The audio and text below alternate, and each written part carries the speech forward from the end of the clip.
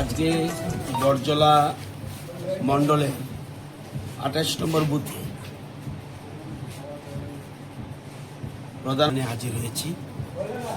এখানে বুথ সভাপতি সহ বুথের বিভিন্ন কার্যকর্তারা রয়েছেন, সিনিয়র লিডাররা রয়েছেন। এই বুথের যারা যারা কার্যকর্তা বিভিন্ন স্তরে ওনারা রয়েছেন, একসঙ্গে শ্রবণ করলাম। এ নিয়ে আজকে নিয়ে প্রধানমন্ত্রী 134টা এপিসোডে ওনার মন কি বাত রেখেছেন। দেশের বিভিন্ন প্রান্তে কি হচ্ছে, কিভাবে দেশ এগুচ্ছে, এই গরমের দিনে কি করা উচিত, প্রত্যেকটি জিনিস উনি ফুটিয়ে তোলে।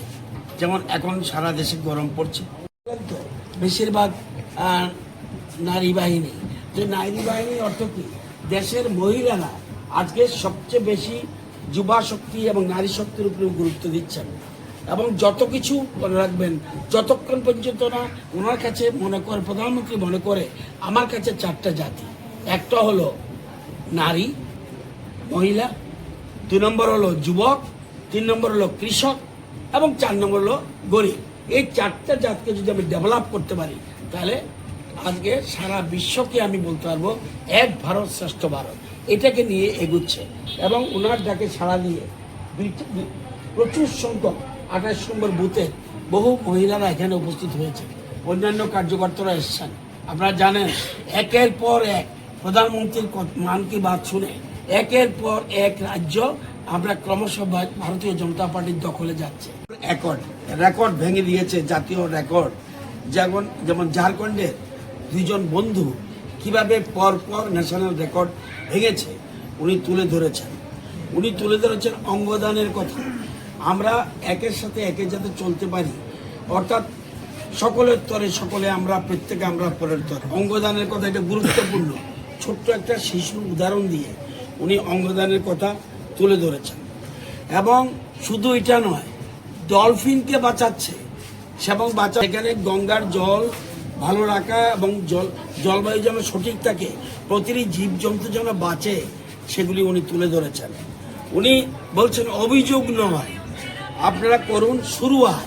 যেমন ধরুন একটা নদীতে এদিকে যদি কোনো নদী থাকে, নদীর জলকে মানে অনেক সময় নোংরা হয়ে যাচ্ছে, করছে না কেন?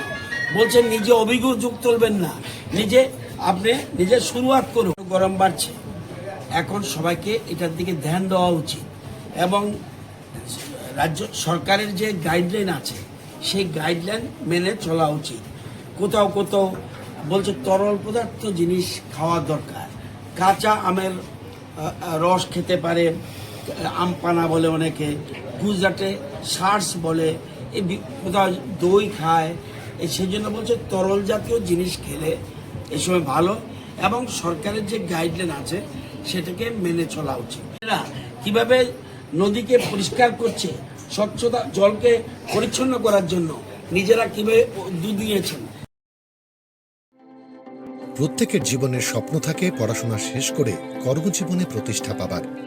এই দিক দিয়ে আমি সফল শুধুমাত্র একটি কারণে, সেটা হলো আমার কলেজ টিপস, যেখান থেকে গ্র্যাজুয়েশন কমপ্লিট করে উচ্চতর শিক্ষা নিয়ে আজ আমি সফলভাবে প্রতিষ্ঠিত। টিপসে পড়াশোনা ছাড়াও নিজেদের কেরিয়ারে কিভাবে অনেক বেশি মাত্রায় সুযোগ পাওয়া যায়, তার সবকিছুই হাতে কলমে শেখানো হয়।